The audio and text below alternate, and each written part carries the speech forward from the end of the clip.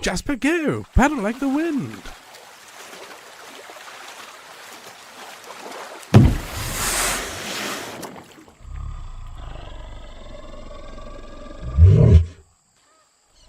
Jasper, my good man. Yarp. Have we run aground? Yarp. And now we're completely stuck just a few feet away from an enormous man-eating creature? Yarp. Well, I don't think we will survive this through the strength of arms. I think it's time to negotiate.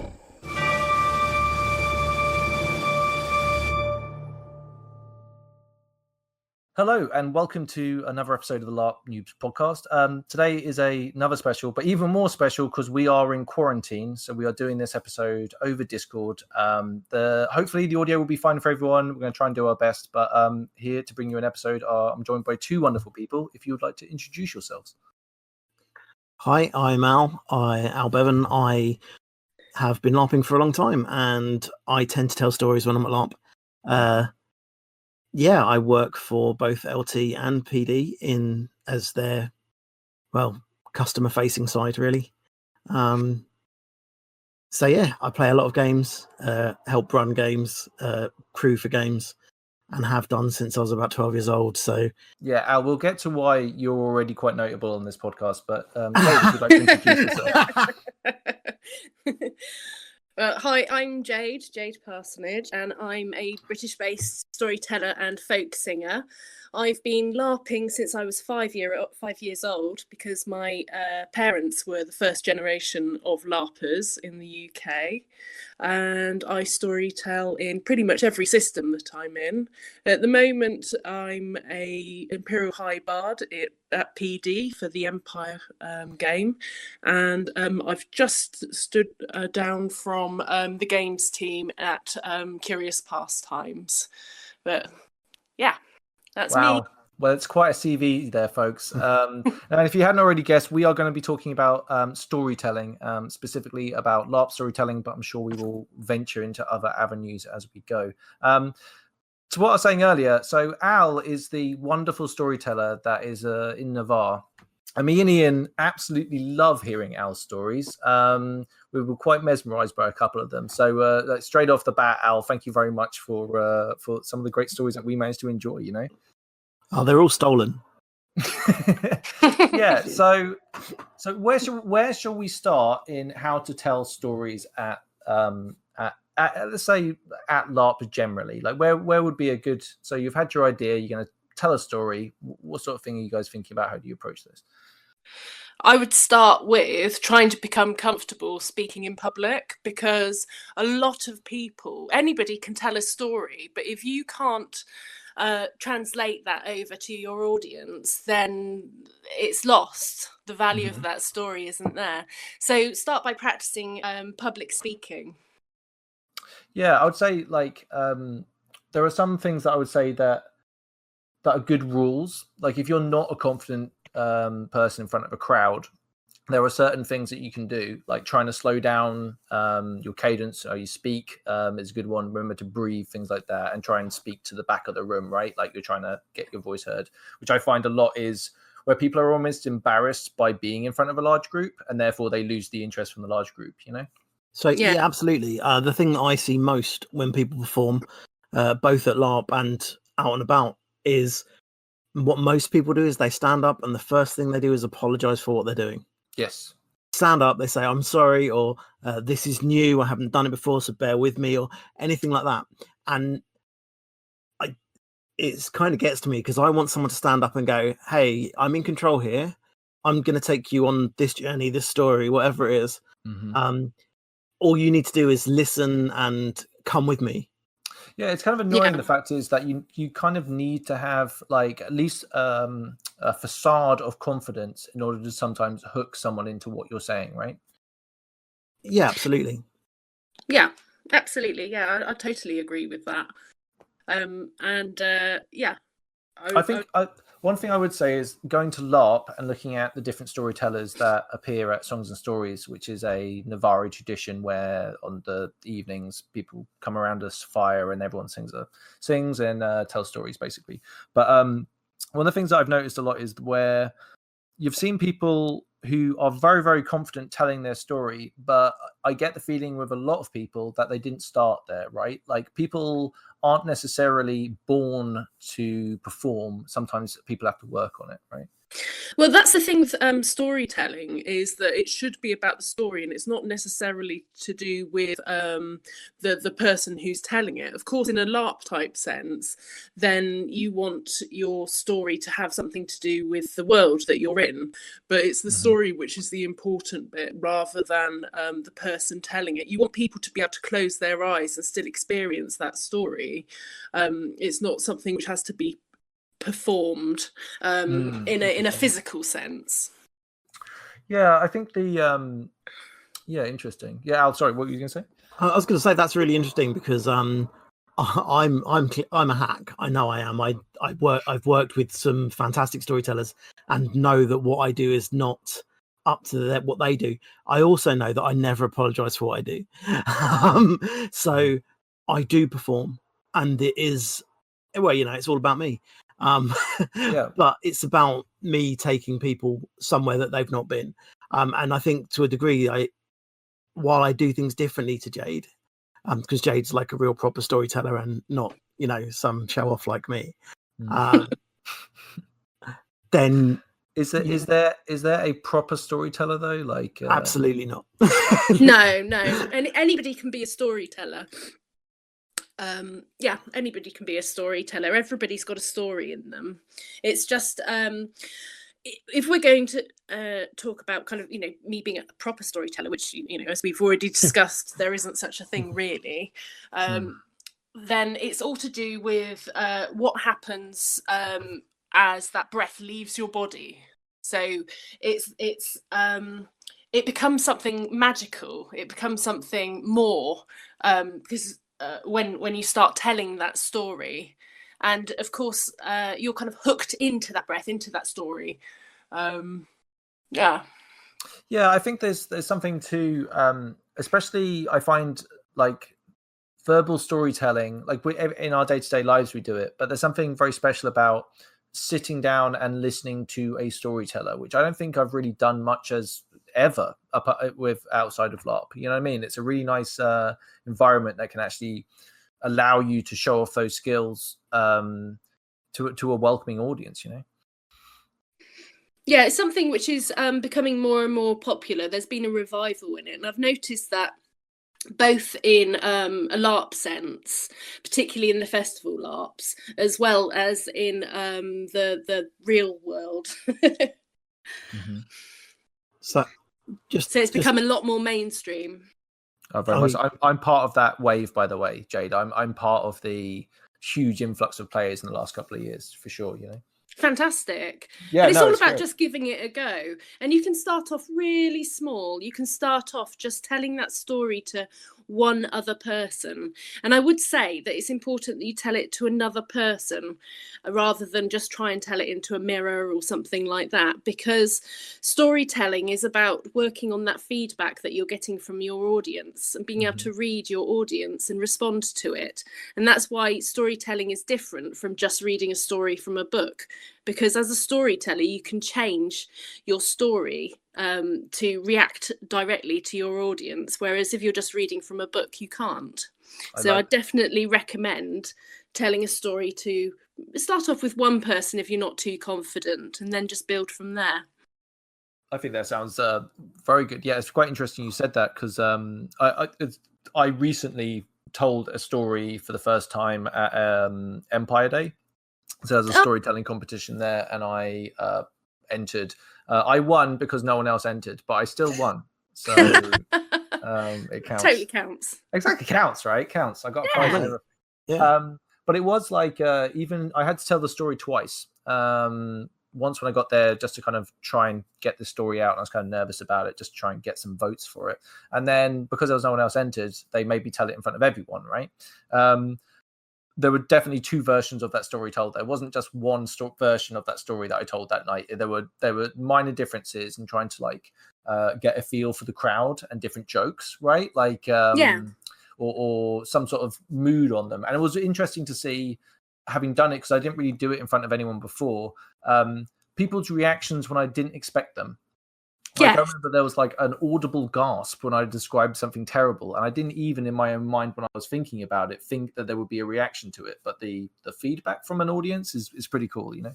Yeah, absolutely. And the more that you tell a story, the more you'll realise that the story will change, but the more you'll get familiar with that story, and you'll start to be able to anticipate when your audience is going to perhaps react at certain points, like you were saying. Yeah, it's very much a conversation. Admittedly, most of the time the people on the other side of the conversation don't talk back. Sometimes they do. Sometimes you encourage them to, and sometimes they're just, heckling. Yeah. But it is about that interplay. So telling a story to an audience who you can see and feel and get like Jade said, get that feedback from is really important. One thing that I do find quite interesting is the idea that at LARP, people might feel embarrassed or nervous about standing up, and I think that comes from the sort of innate desire in us as people to not look stupid. Yeah. Right. And I think anytime I think, oh god, that's going to make me look stupid, and I'm in a LARP field, I try and remind myself that we're all dressed up in funny outfits hitting each other with rubber sticks. Yeah, definitely. My biggest worry when I was doing mine was being boring, like because of the nature of a story, it's not something that is quick or easily done, right? It can be, right? But like my story is 5 minutes long. I don't want people to be bored for any amount of that time, right? I think that's kind of like some of the pressure that I felt, and it was less looking stupid rather than just boring someone to death and giving them a bad time. Stories, once you get past the whole sort of getting up and telling a story and imparting information, stories become much more like music than people think. So they might have a refrain or a chorus or a call and response that you actually use as a way to hook people in. Sure. Yeah. Sure. So like there's one that I do about the Navarre and how the Navarre believe everything is a big dance. And there's a line in that which is the only line that I use repeatedly and know how the story is basically the orcs will tell you orcs don't dance, but we're Navarre and we know everyone dances. Starts going along with it. I was about to say I've been a part of that, which is a weird way to put a story, but that's what the words, and I think they're actually quite fitting, is like it becomes very collective, that story.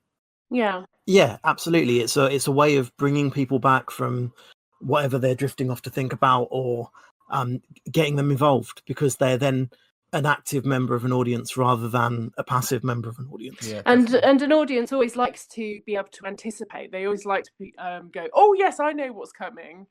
So if you lead them up to something like the refrain you were just talking about, then they get that sense of a reward because they know how to do that bit. And like you say, it kind of brings them into the story. Yeah, I found there's a few like traits sometimes that, like, I don't know what the right word for that would be, but so that's a good one. Repetition, right? And to be able to get people enjoyed and have an idea of like the anticipation of what's about to happen, right? Also weirdly, like the number 3, right? If you do something 3 times, the audience know on the 3rd time something different will happen, right? There's a few tropes that people kind of take as a absolutely. Yeah, 3 or 7. Yeah. Right, exactly. 7 is a pain in the ass, by the way, because I had my story I did was basically a dum dum dum, right? And then the end of it would be a different thing. But because I did it over virtues, there are 7 bloody virtues. So having to get through 7 of them, like I remember I even wrote at the back of one of them, the last 3 or whatever, that I could compact those into one if I needed to, right? Yeah. Like just to get out of there if I had to, but yeah, bloody 7, that's excessive, When you were, But it is one of the magic numbers. They are Mhm. magic numbers. And just picking up on what you were saying, Al, about people sorry, it was Dave, wasn't it, about being frightened of boring people. If you stand up and you do what I call getting your twinkle out, so you stand out. I'm sorry. It's not that sort of podcast, Jade, I'm afraid. Yeah. Do you know what I mean? Run that one by me again, Jade. We're pretty slack here, but honestly, that's disrepute right there. You stand up. Starting to be disappointed that I've never seen you tell a story. Oh no, sorry, wrong podcast. Wrong podcast. That's the other one. Yeah. Oh no. So tell us about your twinkle. So you stand up, you have a sense of purpose and a sense of presence. You have a twinkle in your eye. You look like you're just about to engage everybody. So look around the people you're going to be telling your story to and look them in the eye as you do so, just briefly, just as you throughout the crowd, different people. And what you're doing there is you're giving people permission to enjoy the story that you're just about to tell.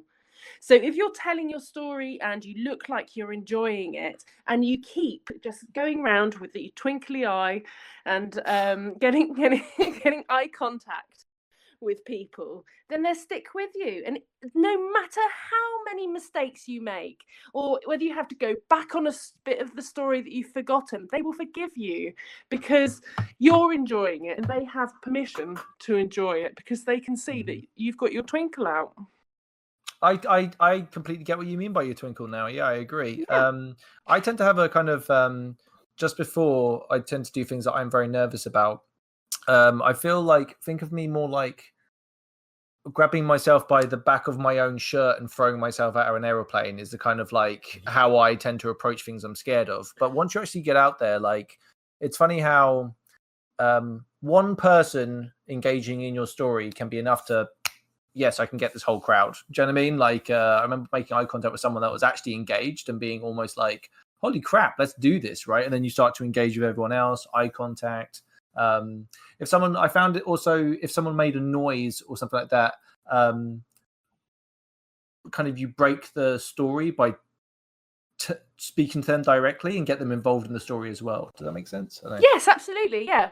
That goes back to what we were talking about with storytelling. Then yes, you react to what's going on around you. You react to the people around you, but you also react to whatever is going on around you. If a branch falls out of a tree, or on one memorable event, they had baby owls that we kept finding under trees. And there was a baby owl which was under a tree while I was telling a story. So it just became part of the story. Yeah, I think there's definitely telling stories in the woods is a pretty good time, right? Like that looks that's a pretty good setting. Yeah. Oh, it's amazing. It is a really so the guys that set up Songs and Stories, they worked really hard to get the atmosphere right. Mm-hmm. So you're walking already onto a stage where people are wanting you to do something good. Yeah. And that's really liberating. It's quite interesting about you saying that you get someone's feedback. You look at them and you understand they're involved. See, a lot of people that I know that work as storytellers, and me especially, because I'm quite arrogant, I there's a thing about assumption. I assume people are going to come with me.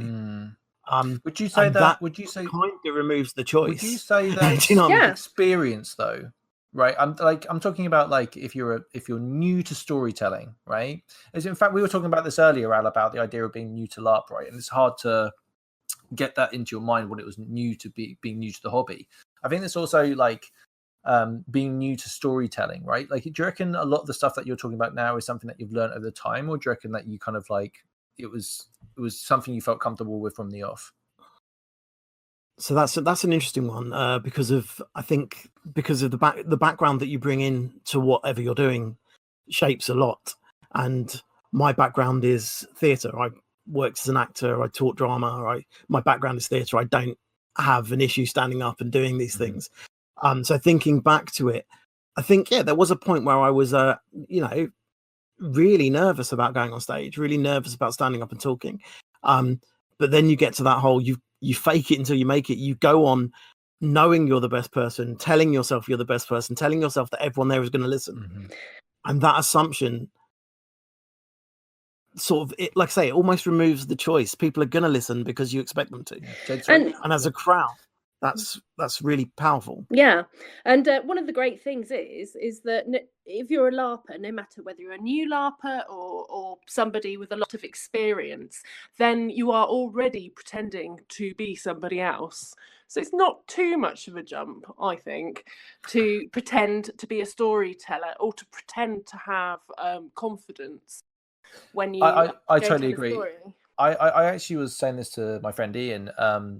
You can use your LARP character as a mask. You do that a lot. I think a lot of people do that a lot in other aspects of LARP, right? So say if you're running to be a senator, for example, or even if you're just not very good at talking to anybody and you find it very hard to approach someone and talk about it, LARP can help with that. So maybe like storytelling within LARP, like I've seen people clearly be their characters telling the story, right? Like that isn't who they are, but they're definitely channeling their character and RPing a storyteller, which is an interesting thing to watch, right? Yeah, well, and a whole LARP event is basically just a huge interactive storytelling experience. Mm-hmm. So everybody who's on that field or in a castle or wherever they are, they're all storytellers already. Yeah, I think that's. I was actually. I did a stupid video the other day, and I spoke to random people on the internet, basically.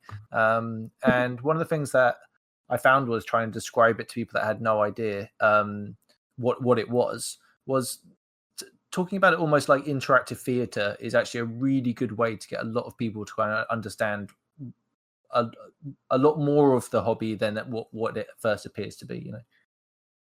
Yes, yeah. So to people who are on the outside, that gives them an explanation which they can build upon. But yeah, otherwise it's just for them. It's usually just people running around yelling "fireball," right? Like that's their general Yes. view, right? Whereas it's a lot more kind of narrative based than I think people give it credit for. Yeah, hugely narrative based. Yeah. But right. Let's talk about creating a story, right? Like, let's say you feel like you would like to tell a story at Empire. How would you go around like trying to find a subject matter or a story that you could tell? I think there's a few different ways that you can approach that. One, and I think that's the way that I would thoroughly encourage, is for you to try and find it on the field. So just go around and talk to as many people as you can find or who will talk to you, and you'll find more often than not that stories will find you and pick up one which interests you and decide that you're going to tell that story. And then there's a process called this is might sound a bit dull. There's a process called the bare bones. So you take that story, and it's probably either something out of the kind of the history or the background of Empire, or maybe it's something a bit bawdy and fun. But you take what a bawdy story at Empire? Are you crazy? Well, the marches. But you take your story and you break it down into its parts, and you keep breaking it down until you get, say, about, I don't know, 6 different words which are your story. So it might those 6 different words are all that you have to try and remember if you're going to tell your story. You just elaborate around those 6 different words, those 6 different bare bones in the story. Okay, interesting. Let's use a real world example of that. I don't know. Let's do Jack and the Beanstalk. Like, what would you say would be the 6 words there, right? Like magic beans, giant, beanstalk. So golden goose. Well, yeah, absolutely along those lines. So you might start off with selling, beanstalk, giant, goose, gold, and then death. Yeah. And then so we've got selling, beanstalk, giant, goose, gold, death. Those are the only things that you need to remember. That's your entire story. And then it's all about just using descriptive words. So picking up on all the different senses and trying to describe what's happening throughout that story, right from selling to beanstalk, giant, goose, gold, and then the death. Yeah, I used bullet points, which were literally not that I would ever need help remembering all 7 virtues. Honestly, obviously, if anyone's in the Inquisitions listening, but I wrote them down, and I basically wrote I wrote 2 keywords just for names that I knew I would forget or fluff on the time when I did it, and what the moral of each story was. So for the virtue, and like 1 word, so it would be like courage, battle next to it, for example, or whatever the word would be. So trying to keep it real bullet pointy, and that was such a comfort when I went up there to tell the story. I was also using a tambourine, so I hid my notes in the tambourine, which is always a good time. Good tip. Yeah, if you ever see me telling a story and I'm holding a tambourine, that's why. That's why. So yeah, that scaffolding is really important. And you build the scaffolding of the story, like Jade says, out of the bare bones, and then that gives you time to, as you become more comfortable with the story and more comfortable with telling stories, it gives you time to mess around in amongst the scaffolding, because you've got the bones to hold it together that you can return to. And like we've already discussed, the story will change each time that you tell it. Yeah, I'll also to the crowd that you're with, right? There's a whole bunch of nuance and ways to go with this. One thing I really wanted to do, which I don't think I pulled off, which I would really like to do, is to do the emotional end, right? You know, my friend Ian, again, sorry to quote him again, but he said like earning the silence of the crowd, which I really like as a expression. You know what I mean? Like. Ooh. Yeah, it's nice, right? Yeah, poetic. You said it offhand, but I wrote it down because I was like, that shit's heavy, dude. I really like that. Yeah, no, I usually say landing the plane safely, but I think I'm going to swap it for earning the silence of the crowd. Yeah, it's kind of like that's one thing I would really like to strive towards, because I find, like we were talking about earlier, with like a bawdy song is a bawdy thing, right, or a bawdy story, right? If you're getting a laugh, that's job done, right? I think there's something really challenging about selling an engaging emotional story, because you have to get the crowd and take them all the way with you, and then leave them just for a second to dwell on an emotion before you finish your story. Like, that's difficult, you know. I mean, it's also terrifying, right? Because you get to the end of your story, and there's if you hit what you're talking about, there's silence. And silence is really hard to read. A group of people laughing or shouting or cheering or whatever, that's really easy to read. That means you've done okay. A group of people telling you to get the fuck off the stage, that's easy to read. That means, you know, that maybe you need to revisit Tough what crowd. You've been doing. Tough crowd, right? Yeah. I need to stop telling stories at prisons. This is terrible. I don't. I did a gig the other day and got heckled by one person in the audience. That one person was my partner. A friend of mine, Sam, sorry, podcast listeners, it's probably boring for you guys, but he told the story of my death at Songs and Storytime, right? I know, and honestly, like I had something in my eye near the end of the story. I wasn't crying. Oh, you or were anything, there. but Wow. It's a dusty circle. It's a dusty circle, right? Yeah, and it was really emotional. But I remember thinking, like, I was really worried about him telling my story, right? Like, I was really like, oh man, like, what if the crowd are just so bored by this, right? And there was like an emotional silence at the end, and I was like, oh no. But I think Sam was worried about it, but it turned out that everyone was actually really engaged in the story. So there's a kind of it's brave to try that story, and I think it's a great Everest to try and conquer. Yeah, well, like Al was saying, it's terrifying when there's a silence at the end of your story, because you want feedback, and usually when there's a silence at the end of the story, people aren't really staring at you anymore. They're looking down, or they're still in the story in their head or whatever. And it's only when people are ready that they start making a sound. So generally you have to hold your story space, so you have to stand there and wait until people start making a sound. So and usually it comes in drips and drabs as well, where people going, oh, thank you, or one person might start clapping or whatever. But yeah, it's very hard to stand there and allow that quiet, that silence to happen. It's interesting. See, sorry, Al. I'm awful. I'm awful for it, because I know that quite a few of the stories I tell end with that sort of emotional resonant point, and then I give it a few seconds, and then I've got a punchline that completely undermines it. Yeah, it's great you just said that, because actually that was going to be my plan. Right, the story that I told has this. I can't help but feel as it peters off at the end, right? Like, so my plan is to do a gag at the end. Like, that's literally funny you say that, Al, because that's literally what my next plan is, to try and capitalize on the emotional moment, but then bring it in for a zinger. And it's like, is that undermining any emotion I've managed to get in the rest of it? You know. I don't know. I think it's an interesting one. It depends on the gag, because quite often you can set up that emotion, and people are with you and they're feeling it, and they're going and they're experiencing what you're saying, Mm-hmm. and then if you sometimes leaving people on that is what you desire. It's what you want. You want to. I'm going to be really wanky now and say you want a sort of didactic ending that teaches something. Yeah, we should definitely get. By the way, as a warning, we should get more wanky as the podcast goes on. By the way, okay, right. So from here on out, we will be getting very wanky. So from here on out, I'll be talking about the difference between didactic and dialectic, and we'll be talking about the Verfremdungscht effect. Get your dictionaries out, people. We're going in for a big one, all right? You can't English German there.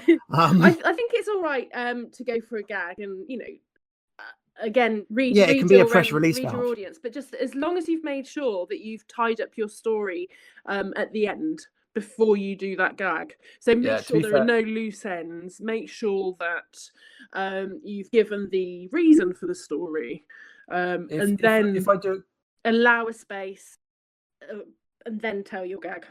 If I do it correctly, I'm building the gag already, right? So the gag should be it's like the second storyline effectively. Do you know what I mean? The B line to the story. So it's a bit of light relief throughout it, and that should hook into the end. So, man, I wish we were going to Empire this weekend. Basically, Oh, that's I know. where I'm so much.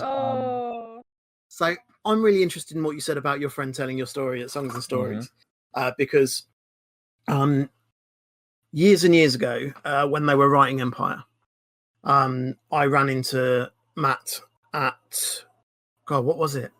It was at an event somewhere, and he said, "Oh, I know you've played like Arc Systems, and I know you've played Maelstrom and Odyssey and all this, and I know you've never overly got on with them.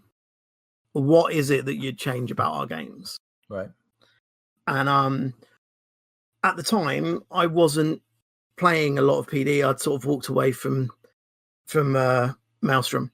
And for me, it was a weird one where in Odyssey, death didn't matter. You died, you went and generated a new character, you went back in the same kit, you walked straight back in. Heroes were expected to die. It was a thing that happened. Right. No one really talked about it. You were just your mate or your brother or somebody else from your town that had walked in. Right. In Maelstrom, death, because of the way the downtime system worked, death became such a big thing that playing a murderer as I did, it was like you'd kill people, and there would just be there'd been so much put in that no one wanted to die. So everyone had these skills that allowed them to strike for uber death or whatever, but no one ever used anything because it would be putting your character that you'd spent all this time on the line. Right. So I said to Matt, death needs to be important. That death needs to be important enough that people remember it and it matters, but not so important that people don't want to do it. You want to encourage people to go out there and die, because that's part of the story. And when we discussed how we'd do that, it was very much along the lines of one of the greatest things that can happen is you turn up as your new character to a fire somewhere, and someone is telling your heroic story of how you died that morning. This is one of the things I really enjoyed about first going to Empire and going to Songs and Stories was the stories I was hearing were like, I remember talking to Ian about it, being like, man, like these stories are probably about someone, maybe someone at the circle right now, right? And that's a cool thing to hear. Like, I want to be a hero, right? Little did I know I had to die to get a story told about me, unfortunately. But what better way of honouring a character? It was the best, like not to get too emotional about it, but like it was. So dying was a really great experience. Coming back was great. It was a really good thing. But the absolute full stop emotional stopper, on all of that, was the story at Songs and Stories, right? That hit me in a way. It's still something I'm decompressing now. Like the emotion I felt when I was listening to it for a fictional character, right? That was myself, which is weird, but is that because you feel like your character has become or became something more than just you? Yes, very much so. And I would also say like like my character Ifan became its own almost solid entity, right? Like in my mind at that stage. Do you know what I mean? Like it is he's a real person who I got to experience for a year and a half or whatever it was, you know. Yeah, so it's interesting. It's interesting because we're all in that field to tell stories or to create stories or to be part of a story or whatever it is. However you chase plot or interact with people, whatever it is you do, everyone's there essentially to be a hero in their own story or an anti-hero or you know, whatever it is that floats your boat. And then if you do a thing that then people take time to talk about later, it's why hanging out with LARPers in the pub is simultaneously brilliant and awful, because they will tell you their LARP stories. Yeah. And LARP stories are amazing. And they're even better if they're you and you're there. But if someone's telling a story that is genuinely interesting and it's about something you've done, that's really cool. Do you know what I mean? That's an awesome thing. But picking up on that, it's interesting how these stories are all links in a chain. So you have your own story, your character, the things that you've done, and then somebody else tells the story of you, perhaps say if your character's died, and then that legend goes on. So each person who's been telling this story adds something to it. So that story could have started, say, at event 1, and then we're at event 7, and that story's still going, and it's changed. So each different time it's being told, it's like another chain, another link on a chain of the story of that particular character. Absolutely, and I think there's something to be said about being a like an unreliable narrator when you're doing any story, right? Like if you're telling the story of somebody, like definitely embellishing or exaggerating certain aspects and omitting other bits. So it depends on what you want to do with the story, right? You don't need to that's your job. Truth get in the way of a good story. Exactly, right? Like you gotta, heroic as all hell if you want to do that or not, right? It depends on the story you want to tell, right? Yeah, but it's absolutely. interesting that these stories are both in the LARP field and in the LARP setting, and then so they're following one kind of branch or thread or chain in that setting, but then also off the field, like you were saying, say when people have LARP pub meets, then those stories are still actually carrying on in the real world, you know, out of that LARP field. They're still carrying on in their own way. I also think there's something to be said about when you're at Empire and you are doing something like something you could do could possibly end up being a great story. It's just a question of how you approach certain things, right? Like like my buddy shot a herald from a not very far distance while hiding bravely behind all the people actually fighting. So we called him the hero of Brokeliand incessantly, and we still do it now. Like he is the hero of Brokeliand because he was so chuffed with himself for shooting a herald. But we've created a whole thing about him now. Like, you know, in fact, I need to tell the story of the hero of Brokeliand just to really give archers a lot of shit. That's going to be the entire intention of me telling the story. But that's where troubadours come in as so strong in Empire, because they can absolutely make a person. They really can. They can big them up. They can give them characteristics that perhaps they don't even have, but they can make a person, make a character quite prominent within the system. What do you think just about through storytelling? What do you think about storytelling as a political tool at Empire? I so have it's to super be powerful and underused. Yeah, I have to be quite careful because, as the position of an Imperial High Bard, then I have to try and remain neutral, which is quite. You said try. Then you didn't say. I don't stay neutral. I try and stay neutral. Yeah. Each person has their own flaws. So I have to try. I have to attempt to at least be seen to be neutral. Whether I am or not, or whether any of the other Imperial High Bards are, is another conversation. But yeah, absolutely, you can. I reckon you can sway elections. You can get people on side of whoever's going to be the next empress. You can have real power if you really go for it. See, it is really interesting as well because as my character Empire, I tell stories to reinforce the nation brief. So the stories that I tell tend to be about what it means to be Navarre, how being this sort of Navarre is the best way to be. And do you source that from like the lore of Empire, or do you take some creative liberties? The lore of Empire in terms of what each nation is quite well established. So yeah, it's mainly off the wiki, and then I find stories that, you know, either ancient stories that I can change, or I find a story that I can tell my way that reinforces my point, or I write a story that reinforces my point that I'm trying to make. Yeah, the stories. So the stories from the different nations I find quite interesting. So I definitely feel there are Navarre stories and Dornish stories, and that, you know what I mean. Like each of the different nations are probably going to have their own. Let me put it this way: the Brass Coast definitely has their storytelling. You know, it's they definitely do. Each different nation obviously has a very different brief. That's one of my roles at Empire, is trying to encourage each nation in artistic and creative sense, and musically and storytelling, to explore their nation brief in that area. So it's really wonderful, and absolute one of the joys of me going to Empire is hearing people tell stories in their particular nation's way. My character is Dornish, so I'm so sorry.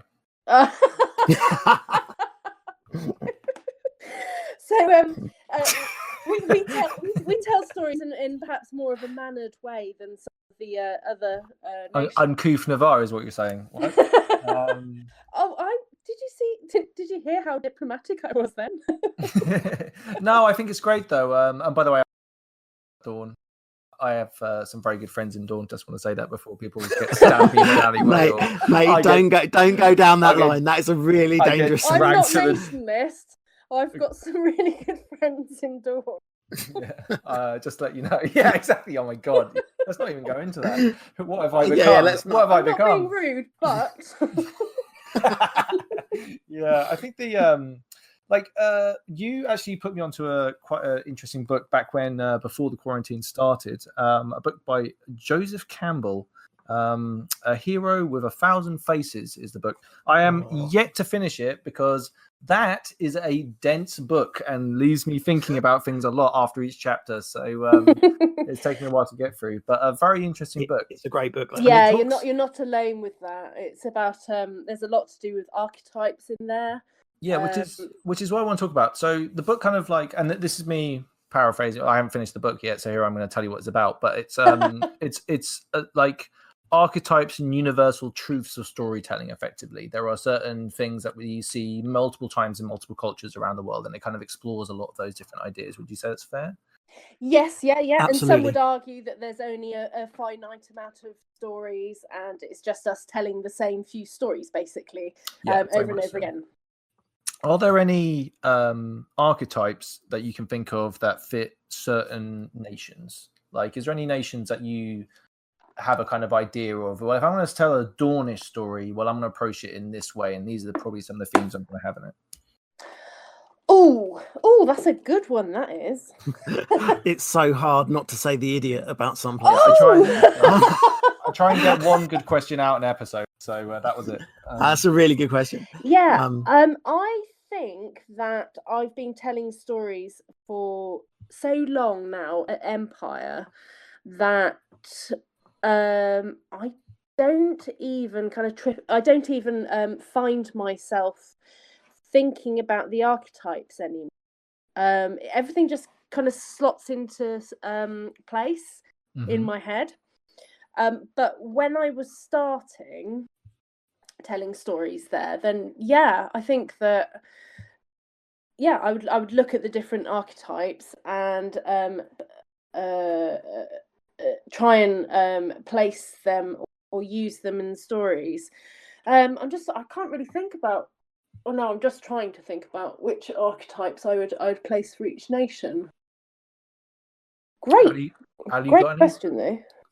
So I think things like Wintermark works particularly well with the idea of the sort of peasant hero, the idea of starting from nothing and becoming a hero through through action. I think totally. When I was listening to they go through a lot of the hero's journey. They're kind of like the start, and then it's a full circle back to the beginning, but everything's changed by the end of it, and there are certain steps along that. I couldn't help but think of Wintermark because they have this kind of like heroic Viking vibe, right? Like a Anglo-Saxon vibe to them that kind of just feels very fitting to that kind of narrative, Yeah, I think that quite works well for them. I think, interestingly, Navarre stories that are about the point in the story where you meet the wise man or the advisor or however it's worded in that book, I can't remember, that those stories tend to resonate quite well because the Navarre law is that they're older and have made the mistakes and are sort of there watching again.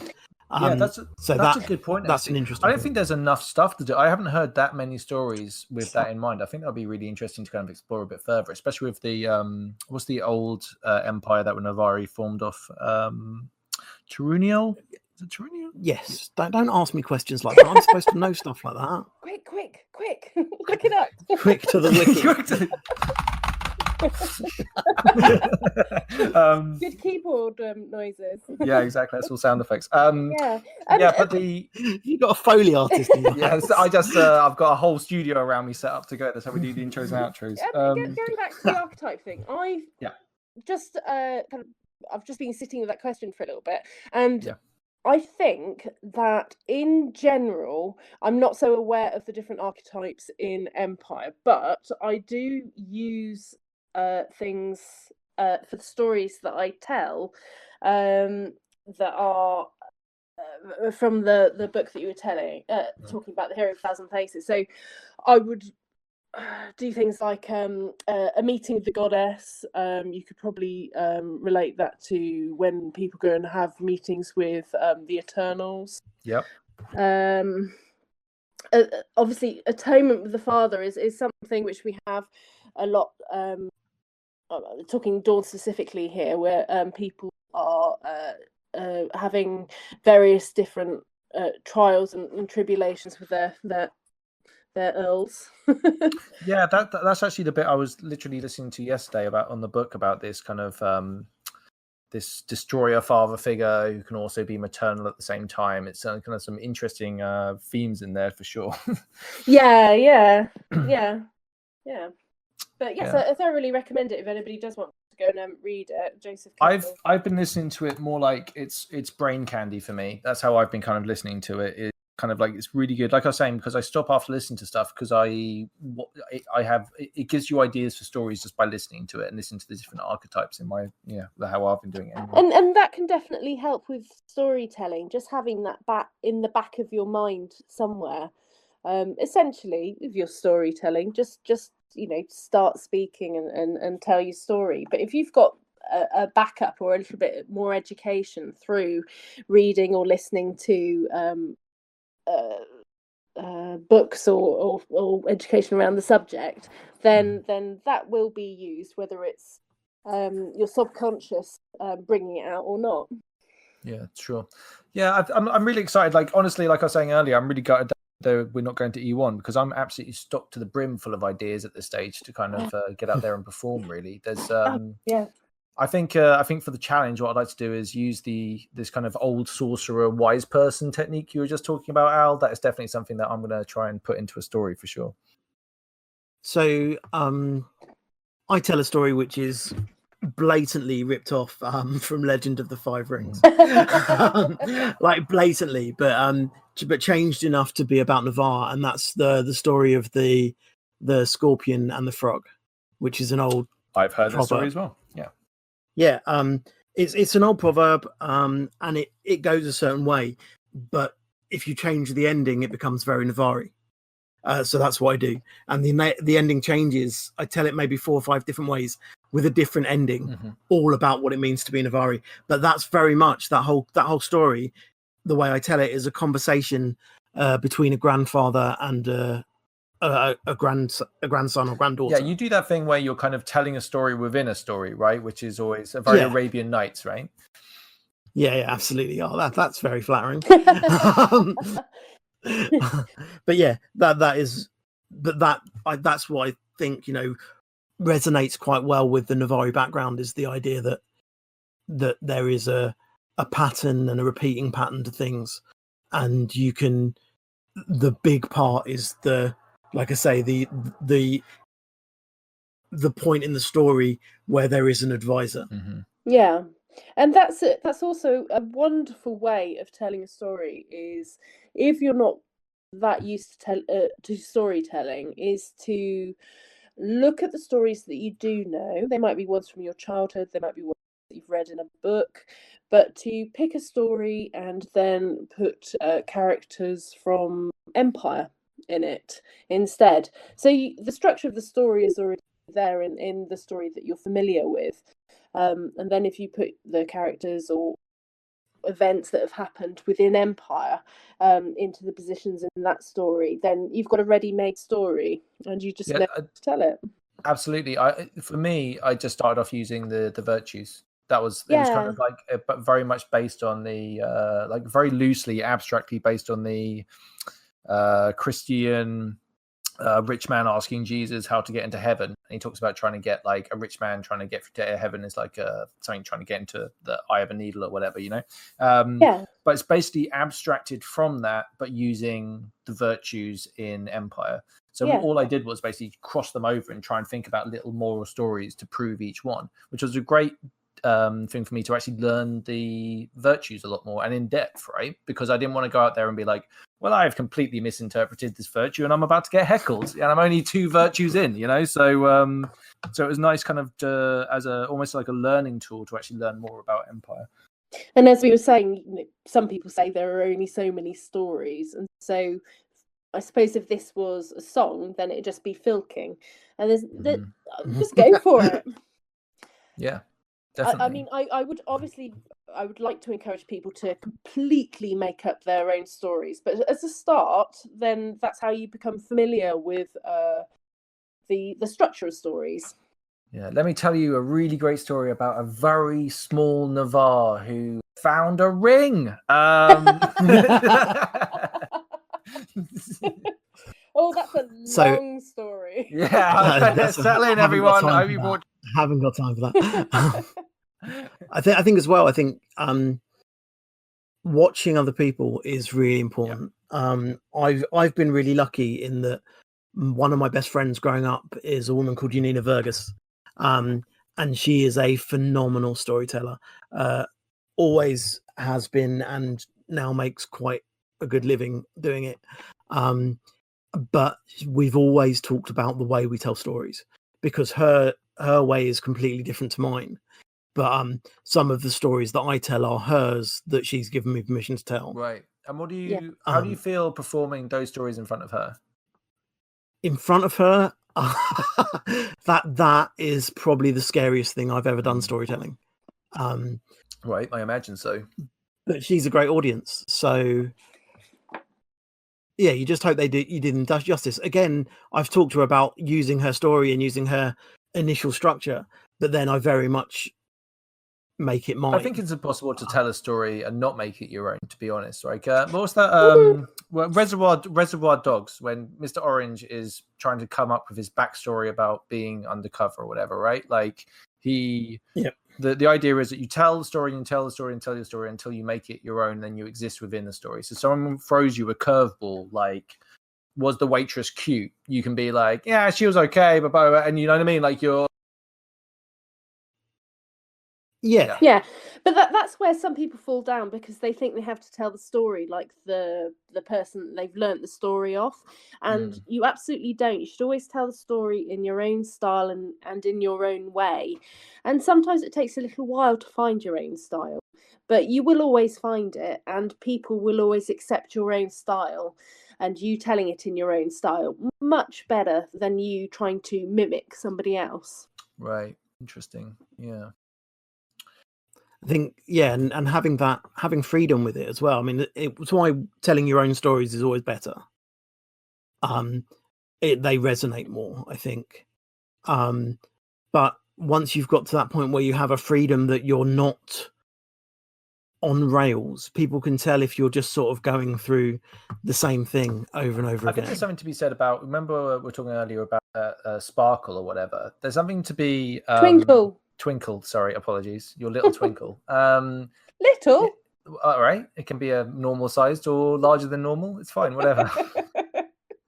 As long as you get it out, it's fine. Well, I'll probably end up seeing your twinkle next event. So I'm sure you will. I'm sure you will. I get my twinkle out a lot.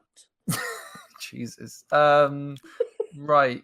I've completely lost track of what I was just saying. I'm not sure this is what I signed up for. I didn't sign up for this either. Oh, wrong podcast again. As soon as we stop recording, I'm hitting the delete button on the whole thing and just best destroy it now than let it out into the world with all that twinkle. The world's not ready.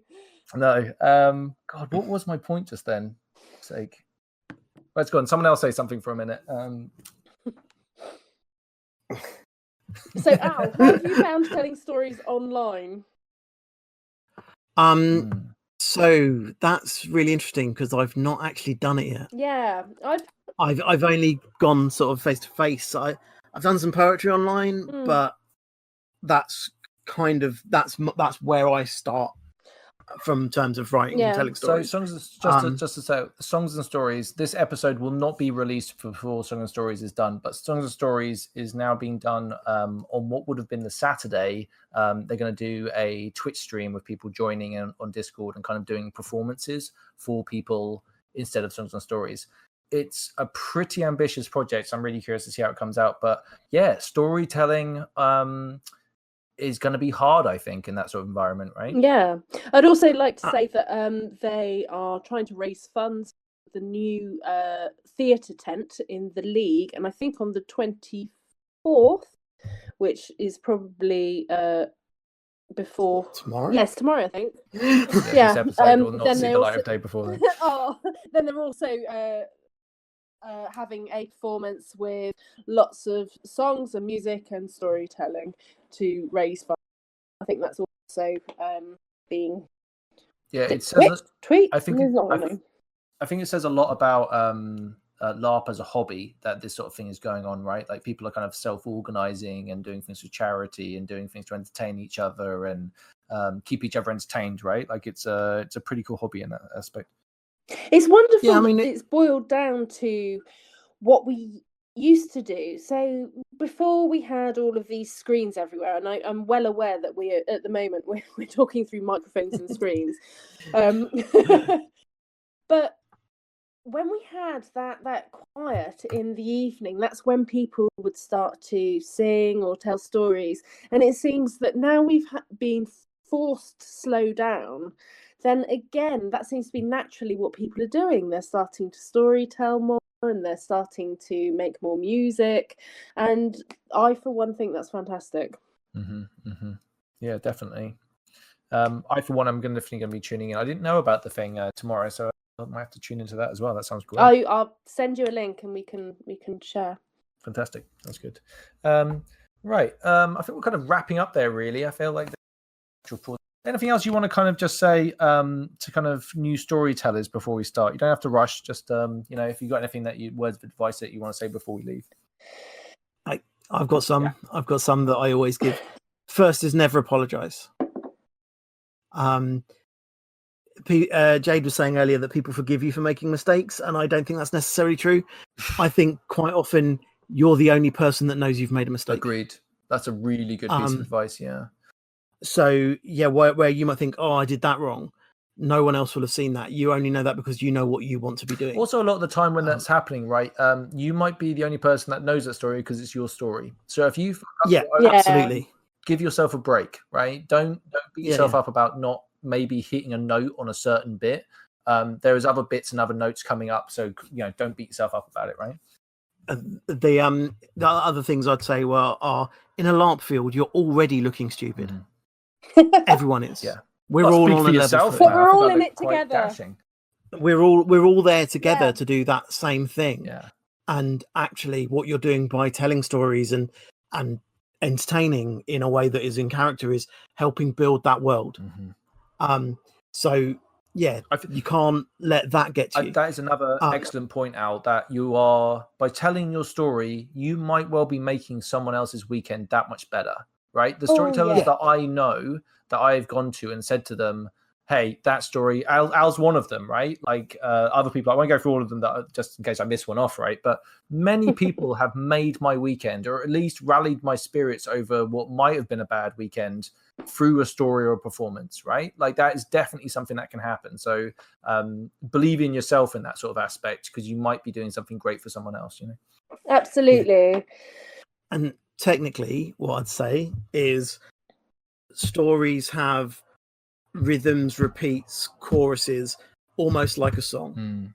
And those rhythms and repeats and structures are, if you pair them with the bare bones that Jade was talking about earlier, you get something really interesting.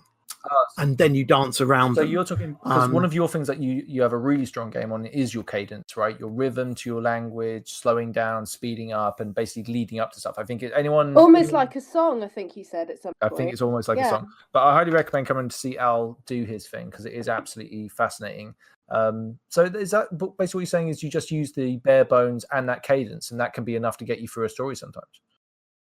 Yeah, I think so. I think, and as you get more and more comfortable, okay, wanky alert. It gets to be almost like jazz. In that jazz, there is a line, there is a through line, there is a melody line, and those that are really good dance around it. That is very wanky, and I like it. I know, right? I'm going to listen to this back and be like, Al, don't listen to it back. I can't listen to myself. It's too much for me to actually do. So I try and avoid. So the final bit of technical stuff is learn your magic numbers. Those 3s, those 7s, they sound ridiculous, but they give your story so much power if you can utilize them. Yeah. So Al's absolutely right there, and there's a few things that I would add, which would be that a story has the power to absolutely change a game. So you can change a game through just your words. And a lot of people, when they tell a story, are nervous. And when you tell a story and you're nervous, then the pitch of your voice rises and you get faster and faster and faster. So when you tell a story, tell it a lot more slowly than you feel comfortable with. So slow right down and drop your voice, because people will listen, and your story has much more weight when your voice is at a lower pitch. And also, don't be afraid to keep the spaces between the words in your story. So it's okay to have silences in a story. It's okay to pause. It's okay to just stand there and allow people to catch up with the story and to process what's happened already. Always make sure that you tie up your story. I think we talked about that earlier, because you don't want to have that awkward, uncomfortable feeling at the end of the story where you think, oh, you've got all those questions. So make sure that when you tell a story, you know exactly how you're going to end it. But most of all, I'd say that people, the people who listen to stories at LARP, they are most welcoming, and just tell stories, because everybody loves to listen to them. So just go out and give it a go. Yeah, 100%. I think the audience at LARP is something.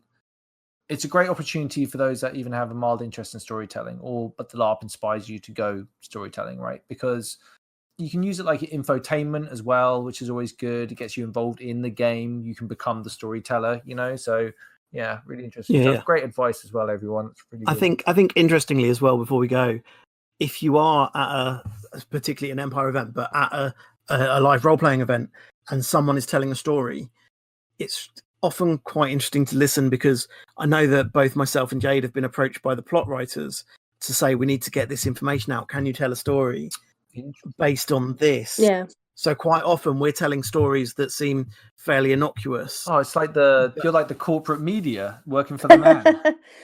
We are, unfortunately, Well, we do work. We very much work for the man, but it might be that I don't want to encourage the that we might be plot pushers, but generally it's worth having a listen if we are making the effort to go and tell stories. for no other reason than we like to tell stories. Absolutely. Occasion, I mean, a plot line that I think has just finished, but I'm not going to give too much away about, was about something happening in Suak when I was the Suak egregore. So people came and asked me about it, and I had a story that I'd written about playing a game and tricking Eternals. It's a dangerous game. Yeah, and I had two different ones. And there were a few versions of that. There was one that I'd written. There was one that Tony had written. Yeah, there was one that Jade had done one. And if you listen to all of them, you kind of got the actual through line truth as to what was going on. This is one thing I love about Empire. Even just playing on the field, or the stories, or the legends, or because Ian's doing history episodes at the moment, so he's looking at all the different legends and how some of them don't marry up. And I love that, right? Absolutely love that. I think we live in a world now, because of the internet, where like the truth is a few buttons away, or at least like something, right? Something that looks like the truth. Yeah, an opinion, right? But do you remember, like, even in the like late 90s, early 2000s, someone could just bullshit their entire lives and no one would call them out on it, right? Because no one knew anything, right? You had to go down the library to find anything out. If you said that there were Navy bases underwater around the UK ready to launch nuclear missiles on us at the moment's notice, right? Like that, okay. You probably know something, right? And that's kind of what it's like at Empire sometimes, where we've heard stories, and we've definitely received fake news 100% in our time at Empire. We've heard versions of what happened that steer towards political ends, which is like awesome and terrifying. The game. Yeah, exactly. And its story doesn't have to be true. And I would say, though, if you do hear a storyteller that you love listening to, go and speak to them. Go and find out how they got into storytelling. Go and find out where they got their stories from. Because you can just learn, and it only takes a few quite minor skills, really, to become an exceptional storyteller. Yeah, I think people are always... I think it's true generally at LARP. If someone's done something that you enjoy, let them know, because probably they don't even realize that they're doing such a good job themselves. You know? And it could make their event. Totally. In the same way that we're saying a story about, say, your dead character, or let's not bring it up again. No, you can make an event. telling a storyteller, or a singer, or whatever, that you really enjoyed their story, really helps, and it only encourages people to go out and tell more stories. Yeah, brilliant, cool. All right, guys, let's leave it there. I feel like we're probably going to do a second episode on this. This is a nice little first dip our toe in, but this is an absolutely fascinating topic, and thank you so much for coming down and joining me and talking about it. Absolute pleasure. Yeah, no problem. Cool. All right. Well, thanks again. We'll be back soon with hopefully something else. We're not sure what, but stay tuned. We'll hopefully have some more content for you, LARP related. Goodbye, everyone. Stay safe, and we hope that you are all well. Bye-bye. Excuse me, creature? To be clear, we mean you no harm. If you don't fucky with us, we don't fucky with you.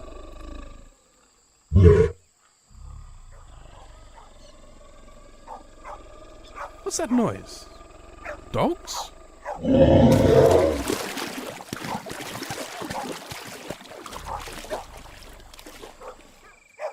I think it's gone. Blimey, that was a close one. Jasper, have you ever seen that creature in the swamp before? Nope. I've never seen an animal move like that.